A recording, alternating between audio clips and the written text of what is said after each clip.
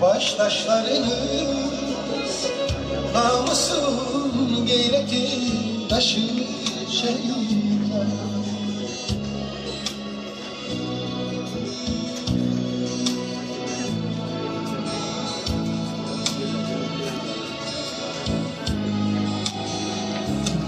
Dünyanı heyrete salan azadlı godumda yanan odunum, keçi yüreklerde kalan odunum, unutmak olar sizi şehitler.